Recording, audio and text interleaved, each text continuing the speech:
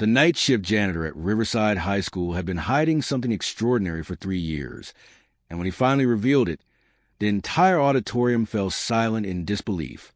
Jake Rivers pushed his mop cart down the empty hallways every night, his reflection barely visible in the freshly waxed floors. While teenagers slept peacefully in their beds, Jake was scrubbing gum off desks and emptying trash cans, invisible to a world that had already written him off. But what nobody knew was that behind those tired eyes burned a dream so powerful it kept him going through 18-hour days and sleepless nights. By day, Jake worked at Morrison Construction, hauling cement bags and operating heavy machinery under the scorching sun. His supervisor, Tony Morrison, treated him like another piece of equipment, barking orders and never bothering to learn his name. The other workers called him College Boy mockingly because he always carried a worn notebook, scribbling in it during lunch breaks. They assumed he was writing grocery lists or phone numbers. They had no idea he was composing lyrics that would one day move thousands to tears. At exactly 6 p.m., when his construction shift ended, Jake would race across town to Riverside High School, trading his hard hat for a janitor's uniform. The halls that buzzed with teenage energy during the day became his silent sanctuary at night. As he cleaned classroom after classroom, he hummed melodies that seemed to pour from somewhere deep inside his soul. The acoustics in the empty hallways were perfect, and sometimes he would stop working just to listen to how his voice echoed off the lockers. But here's where the story takes an unexpected turn. Jake had grown up in foster care, bouncing between 7 different families before aging out of the system at 18. Music had been his only constant companion through years of rejection and abandonment. In one foster home, there had been an old piano in the basement, and Jake taught himself to play by watching YouTube videos on a cracked phone screen. In another home, he discovered guitar with 2 missing strings in the garage, and he learned to make beautiful music even with what was broken. The kids at Riverside High School never really saw Jake, even when they stayed late for drama club or basketball practice. To them, he was just a janitor, someone who existed in the background of their important teenage lives. Madison Walsh, the school's star performer and daughter of the superintendent, would often complain loudly about the noise Jake made with his cleaning cart during her rehearsals. She never knew that he would stop outside the auditorium doors, listening to her practice the same songs he had been writing music for in his notebook. But fate has a way of creating opportunities when you least expect them. 3 months before graduation, Riverside High announced something that would change everything. A talent competition open to everyone in the community, not just students. The winner would receive a full scholarship to the prestigious Berklee College of Music, plus a recording contract with a major label. When the announcement crackled over the intercom during Jake's night shift, he stopped mopping mid-stroke. His heart hammered against his ribs as he realized this was the moment he had been preparing for his entire life. For weeks, Jake wrestled with doubt. Who was he kidding? He was a 21-year-old janitor with no formal training, no fancy equipment, no connections. The other contestants would be polished performers with years of lessons and stage experience. But every night, as he cleaned those empty classrooms, he remembered something his last foster mother had told him. Jake, talent doesn't wait for permission. It waits for courage. Here's what made Jake's situation even more challenging. He had exactly $43 to his name. While other contestants hired professional coaches and rented rehearsal studios, Jake practiced in the school's empty auditorium after midnight, using his phone's flashlight to read his handwritten lyrics. He recorded himself on the same cracked phone he'd used to learn piano, listening back to find every flaw and imperfection. The night before the audition, Jake made a decision that shocked even himself. He called in sick to Morrison's Construction for the first time in 2 years. Tony Morrison's voice exploded to the phone, threatening to fire him if he didn't show up. Jake listened to the threats, then quietly said, "I understand," and hung up. He had never stood up to Tony before, but something had shifted inside him. This was his moment, and he wasn't going to let fear steal it away. Competition day arrived gray and drizzling, matching Jake's nervous energy. The auditorium buzzed with excitement as contestants warmed up with their accompanists and vocal coaches. Madison Walsh stood center stage, running through scales with her private music teacher, while her father, Superintendent Walsh, watched proudly from the front row. The local newspaper had even sent a photographer to capture what everyone assumed would be Madison's inevitable victory. But then something unexpected happened that sent shockwaves through the audience. When Jake walked into the auditorium carrying nothing but his old notebook, conversation stopped. Students who had never really looked at him before suddenly noticed the quiet intensity in his eyes. Madison actually laughed out loud when she saw him approach the sign-up table. "The janitor thinks he's going to compete," she whispered to her friends, loud enough for everyone to hear. The competition format was simple. Each performer had 5 minutes to showcase their talent. Professional singers went first, delivering technically perfect but somehow forgettable performances. The judges, 3 music industry executives from Nashville, sat stone-faced, checking their phones and looking increasingly bored. When Madison took the stage, she delivered a flawless rendition of a popular song, hitting every note with precision. The audience applauded politely, and her father beamed with pride. Then came the moment that would be replayed on social media millions of times. When Jake's name was called, a hush fell over the auditorium. He walked slowly to center stage, no accompanist, no backing track, just him and a borrowed acoustic guitar that had seen better days. He adjusted the microphone with hands and had spent the morning fixing Mrs. Peterson's broken sink in the science wing, because even on competition day, his responsibilities didn't stop. Here's where the magic began.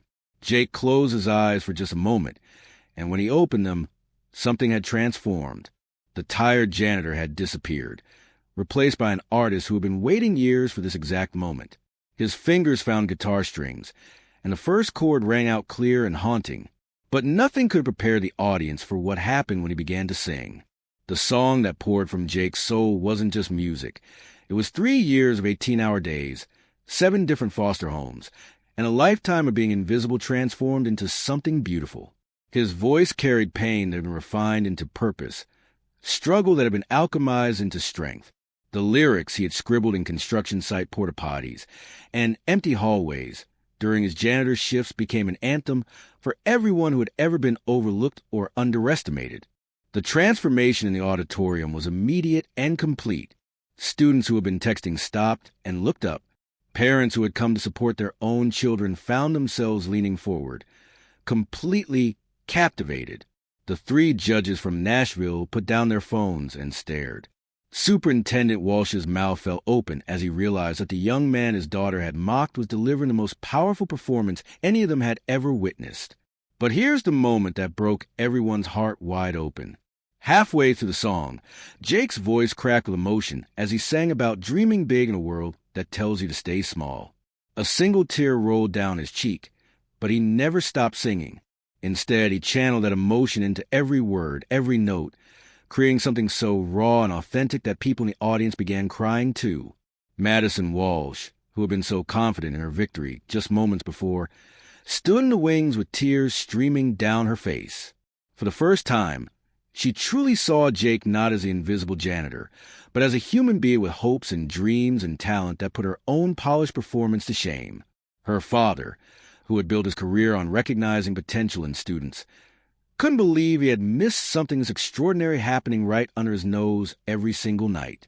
When Jake finished, the silence stretched for what felt like an eternity. 500 people sat in complete stillness, processing what they had just experienced. Then, like a dam bursting, the entire auditorium erupted in applause. It wasn't polite clapping. It was a kind of thunderous, standing ovation reserved for moments when you witness something that changes your understanding of what's possible. The judges didn't even need to deliberate. The lead executive, a woman named Rebecca Stevens, who had discovered 3 Grammy winners in her career, stood up immediately. Her voice shook with emotion as she announced that not only had Jake won the competition, but she wanted to sign him to her label that very day. The scholarship to Berklee was just the beginning. She saw potential for something much bigger. But the most beautiful moment came after the cameras stopped rolling. As Jake walked off stage, still in shock from what had just happened, he was surrounded by students and teachers who had never really seen him before. They apologized for overlooking him, thanked him for showing them what real courage looked like, and promised to remember this lesson about not judging people by their circumstances. Madison Walsh approached Jake with tears in her eyes and did something that surprised everyone, including herself. She apologized sincerely for her earlier comment and asked if he would teach her how to write songs that came from the heart instead of just technical perfection. Her father offered Jake a full-time position as the school's music coordinator, understanding that they had been blessed to have such talent in their building all along. 6 months later, Jake Rivers was no longer pushing a mop cart through empty hallways. He was studying at Berklee on full scholarship during the day and recording his debut album at night. But here's what made his story even more incredible. He didn't forget where he came from. Every weekend, he returned to Riverside High School to teach free music workshops for students who couldn't afford lessons, especially those from foster care or difficult backgrounds. The construction company where Jake had worked for 2 years saw his story go viral and tried to claim they had always supported his musical dreams. Toni Morrison, who had threatened to fire him for missing one day, suddenly wanted to be featured in interviews as Jake's mentor. But Jake handled it with grace, simply saying he was grateful for every experience that had shaped him into who he had become. His debut single, titled Invisible No More, became an anthem for working-class dreamers everywhere. The music video featured real footage from his audition, interspersed with scenes of him working his 2 jobs and writing music in empty classrooms. It reached #1 on the country charts and crossed over to mainstream success, proving that authenticity resonates with people hungry for something real. But perhaps the most powerful part of Jake's story is what it teaches us about the dreams we carry and the courage it takes to pursue them. For 3 years, Jake could have given up. He could have convinced himself that janitors don't become recording artists, that foster kids don't get fairy tale endings, that talent without connections doesn't matter. Every single day, the world gave him reasons to quit dreaming. Instead, he kept writing lyrics on construction sites. He kept humming melodies while mopping floors. He kept believing in a future that seemed impossible to everyone else but felt inevitable to him. Jake understood something that most people never learn. Talent doesn't wait for perfect circumstances, unlimited resources, or other people's permission. Talent waits for the moment when preparation meets opportunity, and more importantly, when courage meets calling. Today, Jake Rivers has sold over 2 million albums and headlined concerts across the country. He's won 3 Grammy nominations and been featured on every major talk show. But if you ask him about his proudest moment, he won't mention the awards or the fame. He'll tell you about the letters he received from foster kids who heard his story and decided not to give up on their own dreams. He'll talk about the janitors and construction workers and single parents who found the courage to audition for their own version of that life-changing competition. Because Jake's story isn't really about one person's journey from janitor to superstar. It's about the extraordinary potential that exists in ordinary people who refuse to let circumstances define their destiny. It's about the dreams that survive 18-hour workdays and empty bank accounts and other people's skepticism. It's about the moment when you stop waiting for permission to become who you're meant to be. The truth is, we all have something inside us that the world needs to hear, whether it's music or art or innovation, or simply the courage to be authentically ourselves. The question isn't whether you have talent. The question is whether you'll have the courage to let that talent shine, even when everything around you suggests you should stay invisible. Jake Rivers proved that talent doesn't wait for convenient timing or perfect circumstances. It doesn't wait for other people to recognize your worth or validate your dreams. Talent waits for the moment when you decide that your calling is bigger than your comfort zone, when your vision becomes stronger than your fear, when you realize that the world doesn't need another perfect performance. It needs your authentic voice. So the next time you find yourself working 2 jobs, feeling invisible, or wondering if your dreams are too big for your circumstances, remember Jake Rivers. Remember that every overnight success story is actually years of unseen preparation. Remember that your current situation is not your final destination. And remember that sometimes the most powerful thing you can do is step onto your stage, pick up your metaphorical guitar, and show the world what's been inside you all along. Because your talent doesn't wait. Your dreams don't wait. Your moment is right now, if you're brave enough to take it.